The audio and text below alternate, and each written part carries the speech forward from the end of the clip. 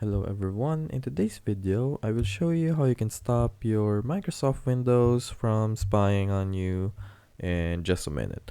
So first you want to click on Windows and then and then you want to go through your privacy, and in your privacy options make sure all this turned on. Gotta make sure you turn it off. There we go. And go to your location and make sure your location is off. There we go. And then your camera, make sure you want to turn this off if you have a webcam or if you have a laptop. But you can have some of your apps turned on, and then your microphone, make sure it's off.